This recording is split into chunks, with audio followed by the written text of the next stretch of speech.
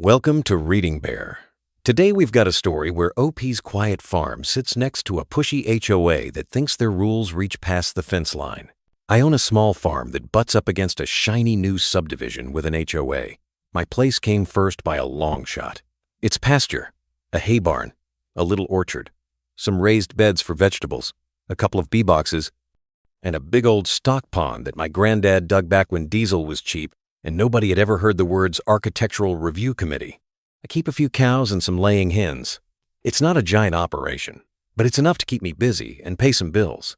When they built that subdivision, I figured we'd coexist just fine. Folks get used to tractors rattling down the county road at sunrise. Kids like waving at the cows. Most people are decent neighbors when you meet them face to face. The HOA board, though different story, their first letter to me complained that my rooster was in violation. Not their violation, just in violation. Like the rooster had broken the rules of the universe. The letter suggested I remove all non-compliant livestock during quiet hours. I didn't respond. I don't live in their subdivision, and I don't answer to their board. My rooster answers to the sun. Then came notes about dust from unpaved surfaces, tractor noise, and unsightly hay bales visible from the walking trail. I kept the letters in a folder I labeled Free Comedy. The walking trail was theirs, but it ran on their side of the fence line. If they didn't want to see hay, they could plant a hedge. Things moved from silly to serious the day a summer storm turned everything to soup. The HOA has a decorative retention pond by its clubhouse. Looks nice, has a fountain pump that sputters like it's trying to be a jet ski. The pond overflowed in the storm, broke through some low spot in the berm, and made itself a channel that ran along their trail, under their fence, in a spot they never fixed right, then across the corner of one of my pastures. I didn't love it, but water is water. It will find a way. I cleared a bit of dead brush so it wouldn't pool near my lower gate, and figured they'd repair their berm and be done with it. Instead, a compliance officer from their HOA homemade polo shirt, clipboard, grim jaw shouted across the fence while I was loading feed. He announced that the board had determined my drainage practices were responsible for erosion near their trail. He told me they'd be sending patrol to inspect the affected area on my property the next week. I set my feed bucket down and asked one question. What patrol? Our HOA patrol, he said, like that settled it. We reserve the right to inspect for off-site impacts. On my property? I asked. He made a note on his clipboard like I'd said something outrageous. We won't repeat ourselves, he said. Cooperate, and it will go smoothly. I didn't argue. I don't argue standing in mud with someone who thinks a polo shirt is a badge. I just nodded like I'd heard him, then went back to my chores. A couple days later, the letter came. It was on that heavy paper HOA's love. Big logo at the top with an abstract tree in a circle. The letter said the board had voted to authorize an inspection to document drainage violations and related erosion, and that a patrol team would visit my property on a certain day. It gave a time window and said I was required to facilitate access. It warned that if I obstructed, they would escalate with local authorities. I read the thing twice. Then I laughed in spite of myself, because it was the kind of overconfident letter that sets up the perfect kind of story for the internet. You can probably guess the genre. Most people, when they talk about malicious compliance, tell tales about printing to the letter of a dumb policy or following a silly directive in a way that exposes its flaws. Out here, our rules are a little more physical. Gates are either open or shut. Fences either hold or they don't. But the spirit of malicious compliance still fits. Someone makes a ridiculous demand. You follow it exactly the way they said, and then their own words snap back on them. I decided I'd do exactly what their letter told me to do. I'd facilitate access precisely as required by law, farm safety, and basic reality, and I'd do it on their schedule, with their names, on their terms, and then I'd let the law take it from there. First, I called the county sheriff's office. Where I live, out beyond the city limits, the sheriff handles calls. I explained that an HOA next door had announced they planned to send a patrol to enter my posted property for an inspection. I kept my voice calm. I said I wasn't giving permission, and I wanted to know the best way to handle it so nobody would get hurt or escalate something unnecessarily. The woman at dispatch didn't laugh, to her credit. She said, in a very even tone, that if anyone came past my fence without my permission, I should call 911 and report trespass in progress. She reminded me to make sure my no trespassing signs were visible at the gates, because our state law requires notice before trespass becomes criminal, and that I should tell anyone who shows up to leave. "If they don't leave," she said, "a deputy would come out. If they cut a lock or damage a fence, that's criminal mischief on top of trespass. Simple, clean." Then I wrote the HOA back. I kept it as polite as their letter. Maybe more. I thanked them for the courtesy of notice and said I would facilitate access for their patrol team on the day they selected. But because this is a working farm, all non-customer visitors are required to sign in at the farm office and be escorted for safety. I said that due to livestock and equipment, and because their team is not familiar with farm hazards, I require a law enforcement escort for any inspection that takes place behind a locked gate. I told them the sheriff's office would be happy to meet them at the gate at the time they chose. I asked for the names of everyone who would be on their patrol, the name of their security vendor if they were bringing any, and a copy of their liability insurance. I CC'd the sheriff's non-emergency email address that dispatch had given me. I attached photos of my posted signs and the 2 gates that led to the affected area. I included a picture of the cut in their berm on their side of the fence, where the water had come through, just for color. That was me complying. To the letter. Facilitate access? I would. Safety escort? Provided.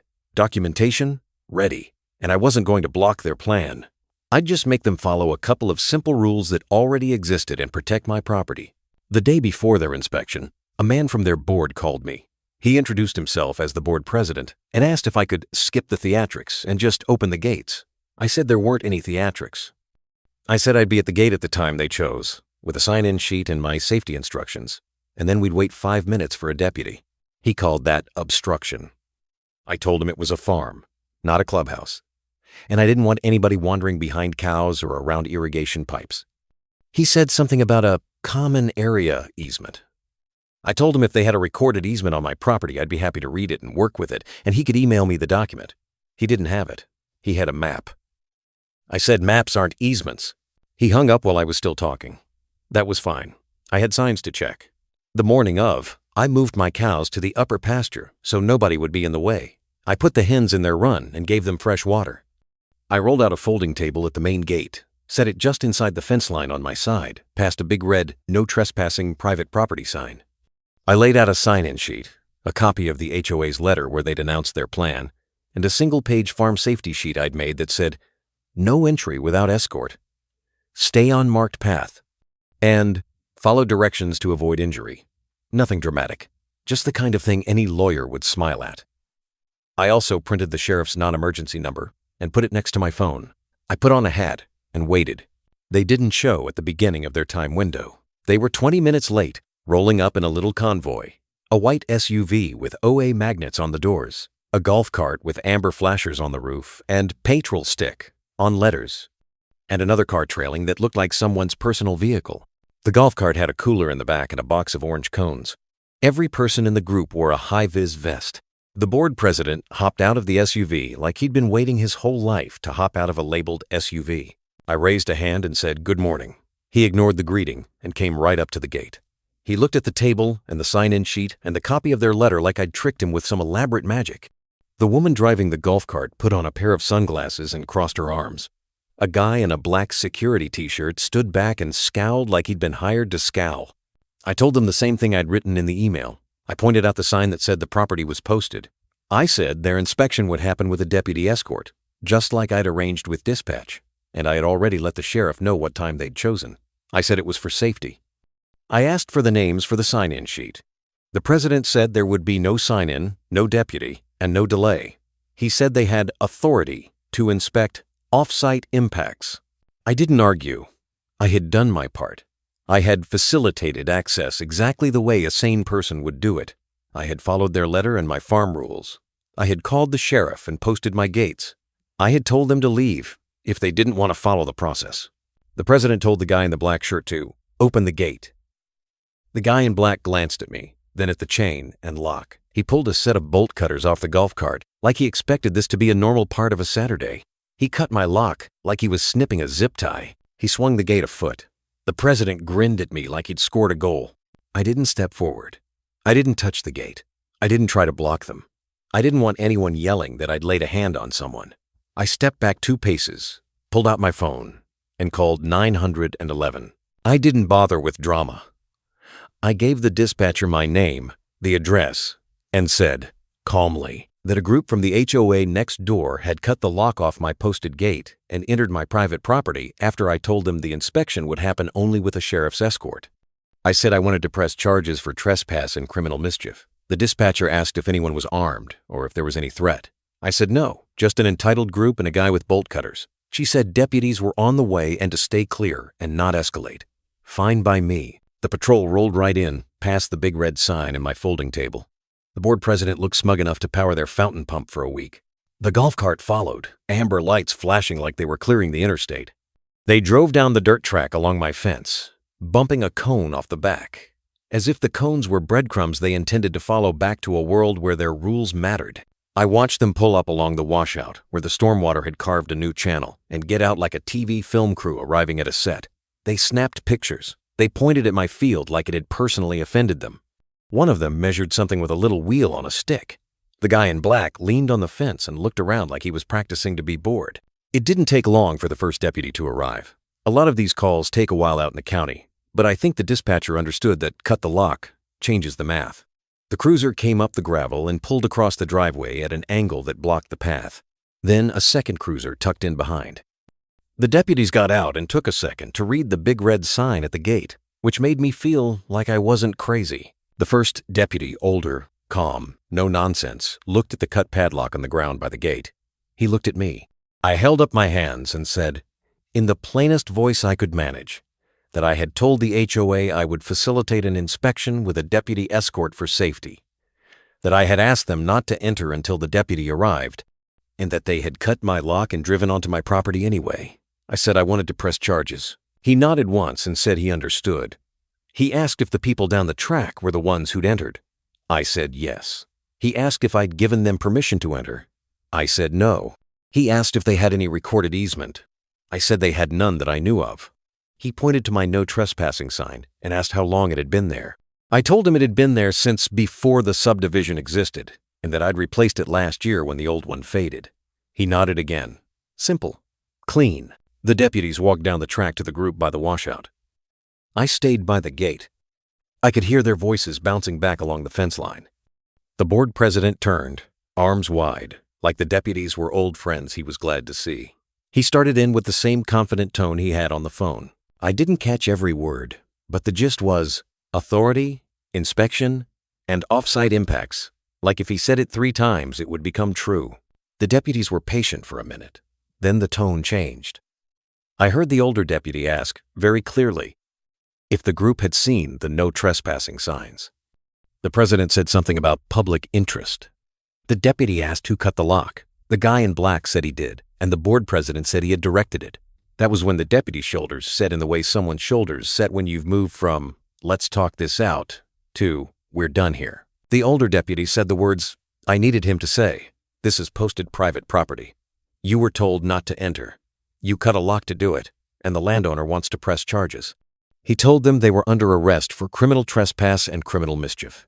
You'd be surprised how fast confidence leaks out of a person's face when the words under arrest hit air. Even then, the president tried to talk his way through it. He lifted the HOA letter like a shield and said it was authorization. The deputy shook his head and said, a letter from a board is not law. The second deputy moved to the guy in black and had him turn around. The sound of handcuffs is not actually loud. It's a soft click. You can still hear it from a distance. The rest of the group froze. The woman in sunglasses said something about calling their lawyer. The deputy said she was free to call whoever she wanted after the booking. He made it clear she and the others could either leave now or be included. 2 left fast, like mice under an owl's shadow. The board president kept arguing. It didn't help him. He went in cuffs. The guy in black went in cuffs. The rest were asked for IDs and issued citations with court dates. The golf cart was left by the washout like a stranded animal. I stayed by the gate, hands in my pockets, looking at the cut lock on the ground. I felt weirdly sad about the lock. It wasn't expensive, but it was mine, and it had done its job until someone decided rules didn't include him. I guess that's the whole story in a single piece of hardware. You can harden steel, but you can't harden a person who never learned a boundary. The deputies walked the 2 in cuffs back up the track. When they reached me, the older deputy asked again if I wanted to press charges and if I had any damages beyond the lock. I said yes on charges and that the lock and chain would need replacing, and there was a fresh gouge where the SUV had cut off into the field, but I'd assess it. He told me to take photos and send a copy of any receipts to the victim services email with the case number. He gave me the little card with the case number. He asked if I wanted a no trespass order served on the HOA or on these individuals. I said yes on the individuals at minimum, and I'd think about the HOA depending on what they did next. He said that was reasonable. They put the president and the guy in black in the back of separate cruisers. The president looked like a man who had never expected consequences in his life. The guy in black looked like he was reconsidering his hourly rate. The woman in sunglasses stood by the fence, phone to her ear, pacing and saying, "We were authorized," over and over like a spell that didn't work. I signed a statement. The deputy took a couple of photos of the cut lock and the sign, and then they were gone, rolling gravel under their tires. The property got quiet in that way it does after the sound of authority fades. I picked up my folding table and the sign-in sheet, which nobody had touched, and carried them back to the shed. I replaced the chain and the lock, because it's never smart to leave a gate unsecured, even to prove a point. News travels in a subdivision faster than on a farm. Before I was done putting the hens waterer back in place, a resident from the far corner, nice guy, has a lab that loves chasing butterflies pulled up at the fence line in his golf cart. He didn't trespass. He stopped on his side and asked if it was true that the board president got arrested. I said I don't talk about other people's legal issues, but I did call the sheriff when a group cut my lock and entered property that's posted. He shook his head like he'd expected that answer anyway. He apologized on behalf of the decent people. He said his kids loved the cows, and he hoped this didn't make me mad at all of them. I told him I wasn't mad at anybody's kids. I told him I'm not a man who holds a grudge against an entire neighborhood. I told him I just like my gates to open when I open them, and close when I close them, and I like my fence to mean what it says. He laughed and said they should put that on a sign. That afternoon, I got an email from a lawyer. Not mine, the HOA's. It was short, which I appreciated. It said the HOA would like to resolve the matter amicably and asked for a call. I replied that any resolution would start with an apology and reimbursement for the lock and any damage, and that their board members should avoid entering my property without permission. I said the county was handling the criminal side, and I wouldn't interfere with that. I kept it simple. 2 days later, the HOA held an emergency meeting. I know because a flyer got taped to the walking trail kiosks, and somebody posted one on the community Facebook page. I don't have Facebook, but things get screenshotted and texted to me like weather alerts. The agenda said, "Incident at Farm Board Response." I didn't attend. Not my circus, not my clubhouse. Residents started stopping me at the fence to apologize again, which was kind, and to complain about the board, which I didn't entertain. It wasn't my job to coach them through their governance. I just said thanks for the apology and reminded them to keep kids off the fence because barbed wire doesn't care about apologies. The county sent me a victim information form with a box to tick if I wanted restitution. I ticked it and attached a receipt for the chain and lock and a short note about the gouge in the pasture that I'd filled with some gravel from my own pile. It wasn't expensive. I wasn't out to profit.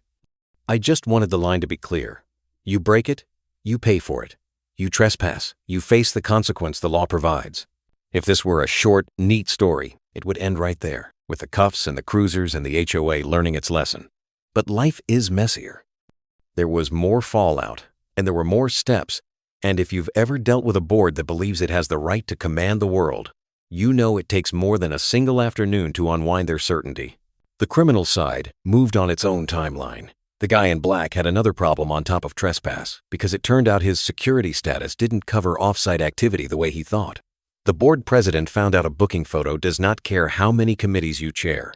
The part that matters most to me, though, is how the malicious compliance actually played out. People always expect the dramatic move, the locking of the gate on people and trapping them, or some gotcha moment with a big reveal. That wasn't necessary. I didn't need to outsmart anyone. I didn't need a long speech. All I had to do was follow their letter, facilitate access on the date they chose, provide a process that met my farm's safety needs, and call the sheriff when they made the choice to ignore it. They brought their own bolt cutters and their own certainty. They supplied the bad thing happens to the person who made the demand all by themselves. After the arrests, I fixed the fence line where their water had cut under, not because they told me to, but because it should be fixed. I pushed some dirt and rock into the low spot on their side where the berm failed. I didn't bill them for that. I did it because I want the land to drain right, and because I'm not trying to make enemies out of neighbors who never asked for this drama. A few days later, A woman who walks the trail every morning brought me a note from her kid with a drawing of a cow that looked more like a cloud with legs. It said, "Thank you for the cows." I stuck it to the side of my fridge with a magnet. That, more than anything, reminded me that most of us are just trying to live next to each other without stepping on toes, literal or legal. The board president's lawyer emailed again to say they'd cover the lock and chain. He included a sentence that said, "Our client regrets the misunderstanding." I sent my thanks and a scanned receipt. I didn't reply to the misunderstanding part. There wasn't any misunderstanding. There was a sign. There was a lock. There was a cut. The rest is story. If you're wondering whether the HOA changed anything, that's the part that stretches beyond a single afternoon and a page of text. Residents called for a special election. Some folks who never cared about meetings started caring fast. The guy with the lab showed up with a clipboard, not the HOA's clipboard, just a plain one, and started asking neighbors to sign for a recall. The next board meeting had a line out the door. People who'd kept their heads down stood up and said out loud that rules don't go past the fence line. As for me, I went back to doing what I do. Mornings come early whether or not you've had a dramatic week. The cows still needed moving across the pasture. The bees needed me to check a frame. The hens went about the business of laying eggs like the law was none of their concern. I didn't keep watching the walking trail to see if anyone would try another bold move. I posted a fresh sign near the gate that said, "Working farm, please respect fences." Not a threat, not a dare, just a reminder that lines matter. People will say, in comments, that I should have sued the HOA for all I could get, or that I should have set up some elaborate trap to catch them. That's not me. I don't run to court unless I have to. The sheriff did the job the sheriff is supposed to do. Show up, apply the law, and leave everyone with the consequences they earned. That's enough. And if you're sitting there in a little house by a fence line, reading letters from people who think their bylaws are a badge, here's my simple advice. Post your signs. Keep your gates in good shape. Write your replies, polite and short.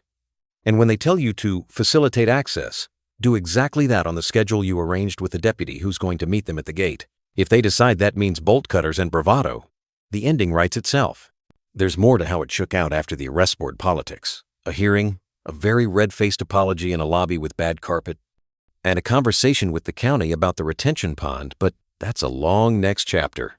If you want to hear how the aftermath played out and what changed on both sides of the fence, I can pick it up from there. For now, I'm content with the part where the patrol rolled in like they were the law, and rolled out in the back of the law instead.